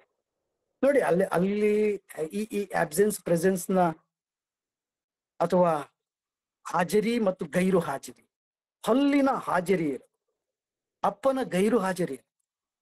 ಸೊ ಅವಾಗ ಆ ಹಲ್ಲು ಅಪ್ಪನ ಪ್ರತಿರೂಪವಾಗಿ, ಪ್ರತಿನಿಧಿಯಾಗಿ ಮತ್ತು ತನ್ನ ಇಡೀ ದೇಹವನ್ನೇ ಕಳ್ಕೊಂಡು ಕೇವಲ ಹಲ್ಲಿನ ಭಾಗ ಮಾತ್ರ, ಹಲ್ಲಿನ ಸೆಟ್ಟು ಅದು ಮಾತ್ರ ಹಲ್ಲು ಕಿರಿಯೋದು. ಅವಾಗ ನಾವು ನೆನ್ಪು ಮಾಡ್ಬೇಕಾದ್ದೇನು ಅಂದ್ರೆ, ಅಪ್ಪ ಬೇರೆಲ್ಲೋ ಹೋಗಿ ಹಲ್ಲು ಸೆಟ್ ಇಲ್ಲದೆ ಅವನು ಇನ್ಯಾರ್ದೋ ಜೊತೆಯಲ್ಲಿ ಹೇಗೆ ಮಾತಾಡ್ತಾ ಇರ್ಬೋದು, ಆತ ಹೇಗೆ ಮುಜುಗರ ಪಟ್ಕೊಂಡಿರ್ಬೋದು. ಸೊ ಒಂದು ಎರಡು ತಲೆಮಾರುಗಳ ನಡುವಿನ ಈ ಅಂತರವನ್ನ ಯಾವತ್ತೂ ತನ್ನ ತಂದೆಯ ಮುಂದೆ ಕೈಕಟ್ಟಿ ನಿಲ್ಲುವ ಅಥವಾ ತಲೆಬಾಗಿಸಿ ನಿಲ್ಲುವ ಆ ಒಬ್ಬ ಮಗ, ಅಥವಾ ಯಾವತ್ತೂ ಸಂವಹನವೇ ಸಾಧ್ಯವಾಗದ ಎರಡು ತಲೆಮಾರುಗಳ ಸ್ಥಿತಿ, ಹಲ್ಲು ಕಿರಿಯುವಂತಹ ಸ್ಥಿತಿ, ಮತ್ತು ಹಾಗೆ ಹಲ್ಲು ಕಿರಿಯುತ್ತಾ ಇರುವಂತಹ ಹಲ್ಲು ಇಲ್ಲಿದೆ, ಅದರ ವ್ಯಕ್ತಿತ್ವ, ಅದರ ಪೂರ್ಣ ವ್ಯಕ್ತಿತ್ವ. ಸೊ ಪೂರ್ಣತೆ ಮತ್ತು ಅಪೂರ್ಣತೆಯ ಚಿತ್ರಗಳನ್ನು ನಾವು ಬೇರೆ ಬೇರೆ ಸಂದರ್ಭದಲ್ಲಿ ನೋಡ್ತೀವಿ, ಇನ್ಕ್ಲೂಡಿಂಗ್ ಗಿರೀಶ್ ಕಾರ್ನಾಡ್ರ ಹಯವದನದ ವಿಚಾರ ಇರ್ಬೋದು. ಸೊ ಅಲ್ಲಿಯೂ ಪೂರ್ಣತೆಯ ಅಪೂರ್ಣತೆಯ ಒಂದು ದ್ವಂದ್ವಮಾನವನ್ನು, ಹಾಜರಿ ಗೈರು ಹಾಜರಿಯ ದ್ವಂದ್ವಮಾನವನ್ನು. ಸೊ ಈ ರೀತಿಯ ನಮಗೆ ಈ ಕವಿತೆ ಮರೆಟ್ಟಿಟ್ಟ ವಸ್ತುಗಳು ಅನ್ನುವಂತಹ ಈ ಕವಿತೆ ನಮ್ಮನ್ನ ಬೇರೆ ಬೇರೆ ಮರೆವು ಮತ್ತು ನೆನಪು ಈ ಜಗ್ಗಾಟದಲ್ಲಿ, ಈ ಲಾಳಿ ಹೊಡೆತದಲ್ಲಿ ನಮಗೆ ನಮ್ಮನ್ನ ಬೇರೆ ಬೇರೆ ಕಡೆಗೆ ಅದು ಒಯ್ಯುವಂತಹ ಕವಿತೆ. ಸೊ ತೀವ್ರವಾಗಿ ಇರುವಂತಹ ನೆನಪಿನ ಸುಳಿಗಳು ಮತ್ತು ತೀವ್ರವಾಗಿರುವಂತಹ ಮರೆವಿನ ಸುಳಿಗಳು ಇವೆರಡನ್ನ ಕೊನೆಯಲ್ಲಿ ನೋಡಿ, ಅದರಲ್ಲಿ ನಮ್ಮನ್ನೂ ಸಹ ನೆನಪು ಬಂದಂತೆಲ್ಲ ಅವನು ವಾಪಸ್ಸು ತೆಗೆದುಕೊಳ್ಳುತ್ತಾನೆ. ನಮ್ಮನ್ನ, ಕಾಡುಗಳನ್ನ, ನದಿಗಳನ್ನ ಮತ್ತು ನಮ್ಮನ್ನು. ಸೊ ಇಡೀ ಬದುಕಿನ ವ್ಯಕ್ತಿತ್ವವೇ ನಿಂತ್ಕೊಂಡಿರುವುದು ಈ ನೆನಪು ಮತ್ತು ಮರೆವಿನ ನಡುವೆ ಅನ್ನೋದು. ಬಹುಶಃ ಬಹಳ ಬಹಳ ಪ್ರಸಿದ್ಧವಾಗಿರುವಂತಹ ಒಂದು ಸಿನಿಮಾ, ಸ್ಕಿಜೋಫ್ರೇನಿಯಾಕ್ಕೆ ಒಳಗಾಗಿ ವ್ಯಕ್ತಿ, ಬಹಳ ಪ್ರಸಿದ್ಧನಾಗಿರುವಂತಹ ಒಬ್ಬ ಮ್ಯಾಥಮೆಟಿಷಿಯನ್. ಸೊ ಅವನ ಬದುಕಿನ ಕಥೆಯನ್ನ ಹೇಳ್ತಾ ಇರುವಂತಹ ಎ ಬ್ಯೂಟಿಫುಲ್ ಮೈಂಡ್ ಅನ್ನುವಂತಹ ಸಿನಿಮಾ ಈ ನೆನಪು ಮತ್ತು ಮರೆವಿನ ಸ್ಥಿತಿಯನ್ನು, ಮಲಯಾಳಂನಲ್ಲಿ ಬಹಳ ಪ್ರಸಿದ್ಧವಾಗಿರುವಂತಹ ಒಂದು ಸಿನಿಮಾ ಬಂದಿತ್ತು. ಅದ್ರ ತನ್ಮಾತ್ರಂ ಅಂತ. ಅತ್ಯಂತ ನೆನಪಿನ ಖಣಿಯಾಗಿರುವಂತಹ ಒಬ್ಬ ವ್ಯಕ್ತಿ, ಅವನು ತನ್ನ ನೆನಪಿನ ಶಕ್ತಿಯನ್ನೆಲ್ಲ ಕಳೆದು ಹೋದಂತಹ ಒಂದು ಬಹಳ ಹೃದಯ ವಿದ್ರಾವಕವಾಗಿರುವಂತಹ ಸ್ಥಿತಿಯನ್ನ ಹೇಳುವಂತ ಕಥೆಯನ್ನ ತಿಳಿಸುವಂತ ಒಂದು ಸಿನಿಮಾ. ಮೋಹನ್ ಲಾಲ್ ನಟಿಸಿ ಬಹಳ ಅತ್ಯುತ್ತಮವಾಗಿರುವಂತಹ ನಟನೆ. ಸೊ ಅಂಥದ್ದೊಂದು ಸಿನಿಮಾ, ಅದು ಮನುಷ್ಯನ ನೆನಪು ಒಳಿದು ಹೋದಂತಹ ಸ್ಥಿತಿಯನ್ನ ಸಚ್ಚಿದಾನಂದನ್ ಸರ್ ನೆನಪು ಮತ್ತು ಮರೆವಿನ ನಡುವಿನ ಈ ಹೊಯ್ದಾಟ, ಅದು ರಾಜಕೀಯದ ಹೊಯ್ದಾಟವಾಗಿ ಅಥವಾ ಸಾಂಸ್ಕೃತಿಕ ಹೊಯ್ದಾಟವಾಗಿ ಮತ್ತು ನಮ್ಮನ್ನೆಲ್ಲ ಆವರಿಸಿ ಅದರ ಆಚೆಗೆ ನಮ್ಮನ್ನ ಕೊಂಡೊಯ್ಯುವಂತ ಹೊಯ್ದಾಟವಾಗಿ ಅದನ್ನ ನಿರೂಪಿಸ ನೋಡಿ. ಸಚ್ಚಿದಾನಂದ ಸರ್ದ ಕವಿತೆಯಲ್ಲಿರುವಂತಹ ಬಹಳ ಮುಖ್ಯವಾಗಿರುವಂತಹ ವಿಚಾರ ಅಂದ್ರೆ ಅದು ಸ್ಥಳೀಯವನ್ನ ಮತ್ತು ಜಾಗತಿಕವನ್ನ ಎರಡನ್ನ ಒಳಗೊಳ್ಳುವಂತಹ ರೀತಿ. ನೋಡಿ ಅಲ್ಲಿ ನೀವು ಕುರುಕ್ಷೇತ್ರಂನಂತ ಅಯ್ಯಪ್ಪ ಪಣಿಕರ್ ಅವರ ಕವಿತೆಯನ್ನ ಗಮನಿಸಿದ್ರೆ ಅಲ್ಲಿ ಸ್ಥಳೀಯವಾಗಿರುವ, ಅತ್ಯಂತ ಸ್ಥಳೀಯವಾಗಿರುವಂತಹದ್ದು ಸೇರ್ಕೊಳ್ಳುತ್ತೆ, ಅತ್ಯಂತ ಜಾಗತಿಕವಾದದ್ದು ಅಂತ ಸೇರ್ಕೊಳ್ಳುತ್ತೆ. ಹಾಗೆ ನೋಡಿದ್ರೆ ಜಾಗತಿಕ ಅನ್ನೋದು ಯಾವುದು ಅನ್ನೋದು ಒಂದು ದೊಡ್ಡ ಪ್ರಶ್ನೆ. ಯಾಕಂದ್ರೆ ಸ್ಥಳೀಯದಿಂದಲೇ ಎಲ್ಲ ಸ್ಥಳೀಯಗಳು ಕೆಲವೊಮ್ಮೆ ಜಾಗತಿಕವಾಗುತ್ತೆ ಅಥವಾ ಕೆಲವೊಮ್ಮೆ ಸ್ಥಳೀಯವಾಗಿಯೇ ಉಳ್ಕೊಳ್ಳುತ್ತೆ. ಶೆಲ್ಡನ್ ಪೊಲಾಕ್ ಕೈಗೆ ಸಿಕ್ಕು ಕವಿರಾಜ ಮಾರ್ಗ ಹೇಗೆ ಜಾಗತಿಕವಾಯಿತು, ಅಥವಾ ನಮ್ಮಲ್ಲಿ ಡೇವಿಡ್ ಶೂಲ್ಮನ್ ಕೈಗೆ ಸಿಕ್ಕು ಮನಸ್ಸಾಕ್ಷಿ ಅನ್ನುವಂಥ ಥಿಯರಿಯನ್ನ ಹುಟ್ಟು ಹಾಕುವುದಕ್ಕೆ ಕಾರಣವಾಗಿರುವಂತಹ ಸಂಗಮ್ ಸಾಹಿತ್ಯ ಹೇಗೆ ಜಾಗತಿಕವಾಯಿತು ಅಥವಾ ಜಾಗತಿಕ ನೆಲೆಯಲ್ಲಿ ಅದನ್ನ ಸ್ಪರ್ಶಿಸುವುದಕ್ಕೆ ಸಾಧ್ಯ ಆಯಿತು. ಸೊ ಈ ರೀತಿಯ ಸ್ಥಳೀಯ ಜಾಗತಿಕವಾಗುವಂತ, ಜಾಗತಿಕ ಸ್ಥಳೀಯವಾಗಿರುವಂತ ಈ ದ್ವಂದ್ವಮಾನಗಳನ್ನ ಸಚ್ಚಿದಾನಂದನ್ ಅವರ ಯಾವತ್ತೂ ಕವಿತೆಗಳಲ್ಲಿ ನಾವು ನೋಡ್ತಾ ಇರ್ತೀವಿ. ನೋಡಿ ಅಲ್ಲಿ ಅತ್ಯಂತ ಸ್ಥಳೀಯವಾಗಿರುವಂತ ಅಪ್ಪುವಿನ ಅಂಗಡಿಯಲ್ಲಿ ಮರೆತಿಟ್ಟ ಛತ್ರಿ, ಇಲ್ಲಿ ಪರ್ಟಿಕ್ಯುಲರ್ ಆಗಿರುವಂತ, ಇದು ಅಬ್ಸ್ಟ್ರಾಕ್ಟ್ ಅಲ್ಲ, ಇದು ಕಾಂಕ್ರೀಟ್ ಆಗಿರುವಂತ, ಅಂದ್ರೆ ಈ ಕಾಂಕ್ರೀಟ್ನೆಸ್ ಮತ್ತು ಅಬ್ಸ್ಟ್ರಾಕ್ಟ್ನೆಸ್ ಓದ ಹಾಗೆ ಅದು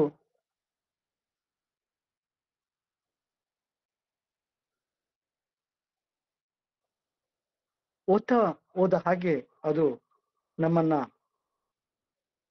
ಅತ್ಯಂತ ಕಾಂಕ್ರೀಟ್ ಆಗಿರುವಂತ ಮತ್ತು ಅತ್ಯಂತ ಅಬ್ಸ್ಟ್ರಾಕ್ಟ್ ಆಗಿರುವಂತ ಎರಡೂ ನೆಲೆಗಳಲ್ಲಿಯೂ ಕೂಡ ನಮ್ಮನ್ನ ಒಯ್ತಾ ಇರತ್ತೆ. ಯಾಕಂದ್ರೆ ಇಲ್ಲಿ ನೋಡಿ, ಅಪ್ಪುವಿನ ಅಂಗಡಿಯಲ್ಲಿ ಮರೆತಿಟ್ಟ ಛತ್ರಿ,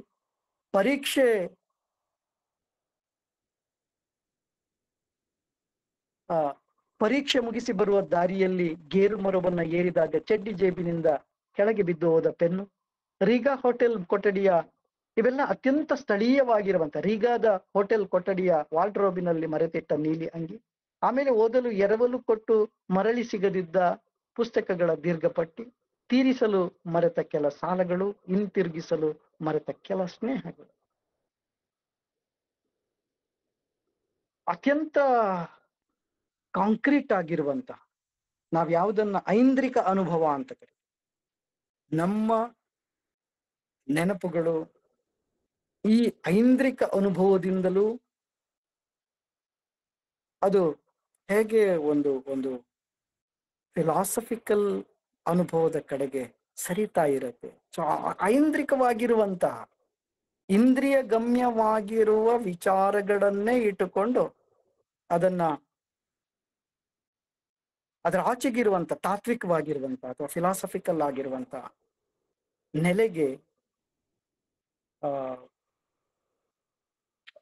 ಸಚ್ಚಿದಾನಂದನ್ ಅವರ ಕವಿತೆ ನಮ್ಮನ್ನ ಹೇಗೆ ಒಯ್ಯುತ್ತೆ ಅನ್ನೋದಕ್ಕೆ ಬಹಳ ಉತ್ತಮವಾಗಿರುವಂತ ಉದಾಹರಣೆ. ಹಾಗಾಗಿ ತೀರಾ ವೈಯಕ್ತಿಕವಾಗಿರುವಂತ ವಿಚಾರಗಳು ಇರುತ್ತೆ ಮತ್ತು ತೀರಾ ಅವೈಯಕ್ತಿಕವಾಗಿರುವಂತಹ ವಿಚಾರಗಳು ಕೂಡ ಸಮ್ಮಿಳಿತವಾಗಿದೆ. ಆಧುನಿಕ ಕವಿತೆಯ ಬಹಳ ಮುಖ್ಯವಾಗಿರುವಂತಹ ಲಕ್ಷಣಗಳಲ್ಲಿ ನಾವು ಯಾವುದನ್ನ ವಸ್ತುನಿಷ್ಠತೆ ಅಂತ ಕರಿತೀವಿ, ಸೊ ಆ ವಸ್ತುನಿಷ್ಠತೆಯ ಒಳಗೆ ವ್ಯಕ್ತಿನಿಷ್ಠತೆ ಅನ್ನೋದು, ಇಂದ್ರಿಯದ ಅನುಭವ ಅನ್ನೋದು ಅವು ಕೂಡ ಇರುತ್ತೆ. ಸೊ ಹಾಗಾಗಿ ಮರೆತಿಟ್ಟ ವಸ್ತುಗಳು ಅನ್ನೋದು ನೆನಪಿನ ಖಜಾನೆಯನ್ನ, ನೆನಪಿನ ಲೋಕವನ್ನ ಮತ್ತು ಅದರ ಜೊತೆಗೆ ಅದರ ಇನ್ನೊಂದು ಪಾರ್ಶ್ವವಾಗಿರುವಂತಹ ಮರೆವಿನ ಲೋಕವನ್ನು, ಮರೆವು ಮತ್ತು ನೆನಪು ಈ ಎರಡು ಲೋಕಗಳನ್ನ ಎದುರು ಬದುರಾಗಿಸ್ತಾರೆ. ಬಹಳ ಮುಖ್ಯವಾಗಿರುವಂತ ಸಾಲನ್ನ ಈಗಾಗಲೇ ಹೇಳಿದ್ದೆ, ಮರೆವು ಯಾವತ್ತೂ ಮರೆಯದೆ ಜತೆಯಲ್ಲೇ ಇತ್ತು, ಮರೆವಿಗೆ ಮರೆವೇ ಇರಲಿಲ್ಲ. ಮರೆವು ಯಾವತ್ತೂ ಮರೆಯದೆ ಜತೆಯಲ್ಲೇ ಇತ್ತು, ಪ್ರೇಮಿಸತೊಡಗಿದಾಗ ಹೃದಯವನ್ನ ಮರೆತಿಡಲು ಶುರು ಮಾಡಿ, ಬರೆಯತೊಡಗಿದಾಗ ಉಪಮೆಗಳನ್ನ ರೂಪಕಗಳನ್ನ ಮರೆಯಲು ಶುರು ಮಾಡಿ. ಬರೆಯುವ ಆ ಒಂದು ಪ್ರವಾಹದ ಮುಂದೆ ಅಲ್ಲಿ ಉಪಮೆಗಳು, ರೂಪಕಗಳು, ಪ್ರತಿಮೆಗಳು, ಸಂಕೇತಗಳು ಇವ್ಯಾವುದೂ ಕೂಡ ನಮ್ಮ ಮುಂದೆ ನೆನಪಾಗುವುದೇ ಇಲ್ಲ. ಸೊ ಹಾಗಾಗಿ ಬರವಣಿಗೆಯ ಲೋಕದಲ್ಲಿ ಯಾವುದೆಲ್ಲ ಮರೆತು ಹೋಗುತ್ತೆ, ಪ್ರೇಮದ ಲೋಕದಲ್ಲಿ ಯಾವುದೆಲ್ಲ ಮರೆತು ಹೋಗುತ್ತೆ. ಸೊ ಎರಡೂ ಅಭಿವ್ಯಕ್ತಿಯ ರೂಪಗಳು, ಪ್ರೇಮದ ರೂಪ ಆಗ್ಲಿ ಅಥವಾ ಬರವಣಿಗೆಯ ರೂಪ ಆಗ್ಲಿ.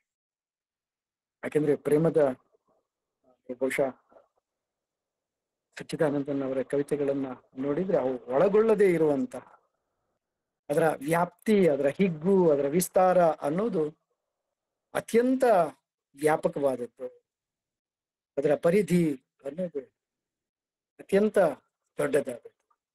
ಸೊ ಹಾಗಾಗಿ ಅದು ಎಲ್ಲವನ್ನ ಒಳಗೊಳ್ಳಿಸುವ, ಸೂಫಿ ಕವಿತೆ ಆಗ್ಲಿ ಅಥವಾ ಹೈಕು ಆಗ್ಲಿ ಅಥವಾ ಲಿಮಿರಿಕ್ಗಳಾಗ್ಲಿ, ಸೊ ಇವೆಲ್ಲವನ್ನ ಒಳಗೊಳ್ಳುವಂತಹ ರೂಪದ್ದು.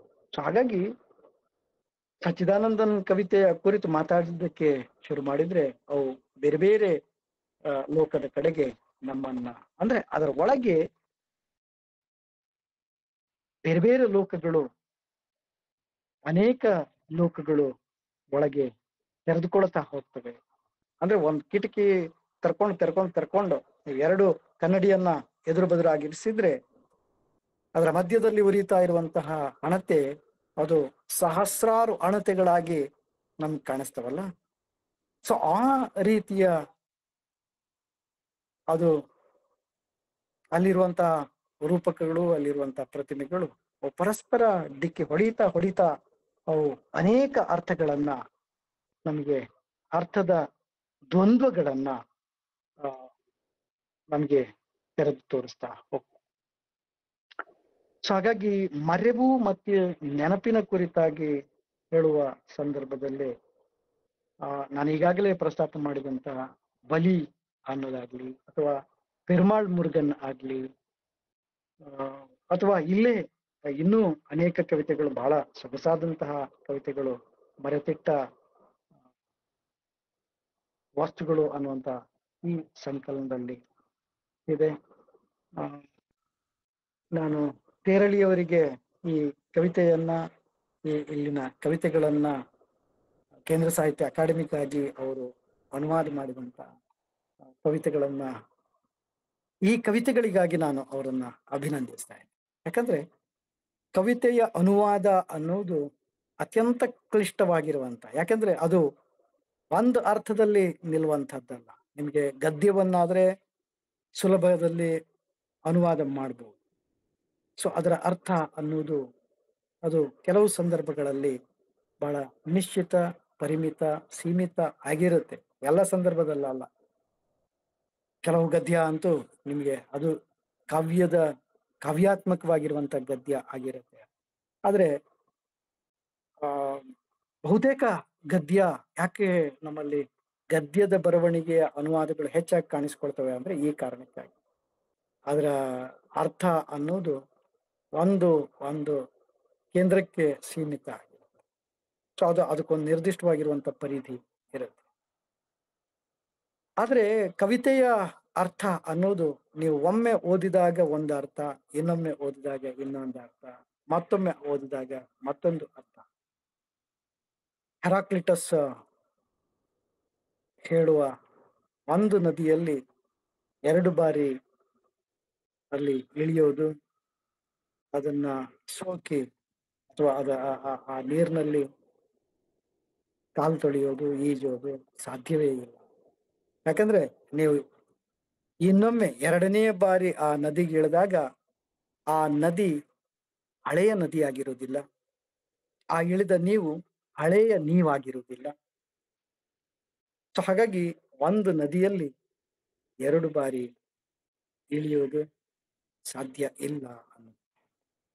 ಸೊ ಇದನ್ನ ಎ.ಕೆ. ರಾಮಾನುಜನ್ ಬಹಳ ಸುಂದರವಾಗಿ ಒಂದು ಒಂದು ಕಥೆಯ ಮೂಲಕ ಹೇಳ್ತಾರೆ. ಯಾಕಂದ್ರೆ ಅವ್ರು ಹೇಳೋ ಕಥೆ ಇಷ್ಟೇ. ಇದು ಒಂದು ಕತ್ತಿಯನ್ನ ತೋರಿಸಿ, ಇದು ನನ್ನ ತಾತನ ಮುತ್ತಾತನ ಅಥವಾ ನಮ್ಮ ಮನೆಯ ಅತ್ಯಂತ ಹಳೆಯ ಖಡ್ಗ, ಅತ್ಯಂತ ಹಳೆಯ ಕತ್ತಿ. ಆದ್ರೆ ಒಂದು 10 ವರ್ಷಗಳ ಹಿಂದೆ ಅದರ ಹಿಡಿಯನ್ನ ಬದಲಿಸಿದೆವು, ಆಮೇಲೆ ಒಂದು 5 ವರ್ಷಗಳ ಹಿಂದೆ ಅದರ ಕತ್ತಿಯನ್ನ ಬದಲಿಸಿದ್ದೇವೆ ಅಂತ ಹೇಳ್ತಾರೆ.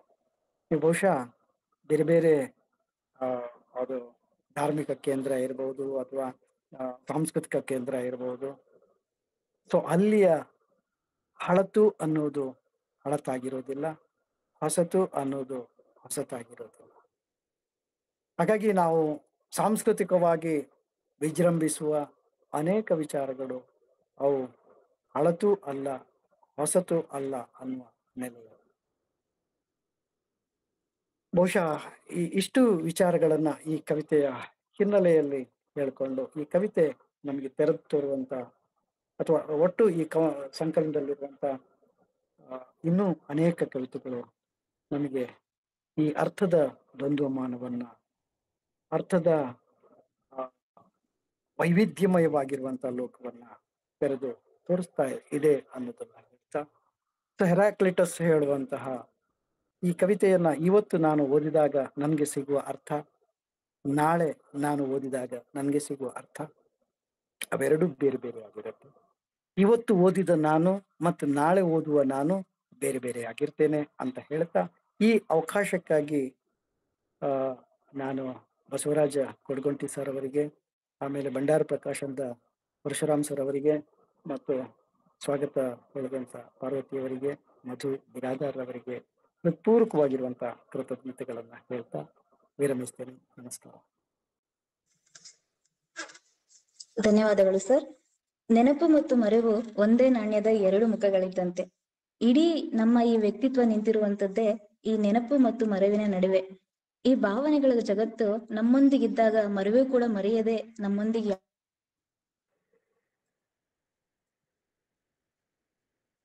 ನಮ್ಮ ಈ ವ್ಯಕ್ತಿತ್ವ ನಿಂತಿರುವಂತದ್ದೇ ನೆನಪು ಮತ್ತು ಮರೆವಿನ ನಡುವೆ ಅಂತ ಹೇಳ್ತಾ, ಈ ಭಾವನೆಗಳ ಜಗತ್ತು ನಮ್ಮೊಂದಿಗಿದ್ದಾಗ ಈ ಮರೆವು ಕೂಡ ಮರೆಯದೆ ನಮ್ಮೊಂದಿಗೆ ಯಾವಾಗ್ಲೂ ಇರುತ್ತೆ ಅಂತ ತಿಳಿಸಿದಂತ, ಹಾಗೂ ಎ.ಕೆ. ರಾಮಾನುಜನ್ ಸರ್ಗಳ ಕವಿತೆಗಳ ಮೂಲಕ ಉದಾಹರಣೆಗಳನ್ನು ನೀಡ್ತಾ ಈ ಮರೆವಿನ ಬಗ್ಗೆ, ಈ ಮರೆವು ಅನ್ನುವಂಥದ್ದು ಕೇವಲ ವಸ್ತುಗಳ ಮಟ್ಟದಿಂದ ಇಡೀ ಬುದ್ಧಿ ಭಾವದವರೆಗೂ ಹೋಗುತ್ತೆ ಅಂತ ತಿಳಿಸ್ಕೊಟ್ಟಂತ ಬಾಲಕೃಷ್ಣ ಸರ್ ಅವ್ರಿಗೆ ಧನ್ಯವಾದಗಳು.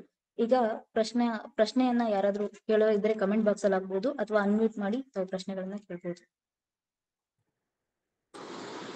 ಅಲ್ಲಿ ಕಮೆಂಟ್ ಬಾಕ್ಸ್ ಅಲ್ಲಿ ಪ್ರಶ್ನೆಗಳಿದಾವೆ ನೋಡ್ರಿ ಅಮ್ಮ. ಮೇಲೆ ಏನಾದ್ರೂ ಪ್ರಶ್ನೆಗಳಿದ್ರೆ, ಚರ್ಚೆಗಳಿದ್ರೆ ನೀವು ಇಲ್ಲಿ ಚರ್ಚೆಯನ್ನು ಬೆಳೆಸಬಹುದು. ನೀವು ನಿಮ್ಮ ಮೈಕ್ ಅನ್ನ ಅನ್ಮ್ಯೂಟ್ ಮಾಡ್ಕೊಳ್ಳೋದ್ರ ಮೂಲಕ ಇಲ್ಲಿ ಸರ್ ಜೊತೆಗೆ ನೇರವಾಗಿ ಮಾತಾಡ್ಲಿಕ್ಕೆ ಅವಕಾಶ ಇದೆ.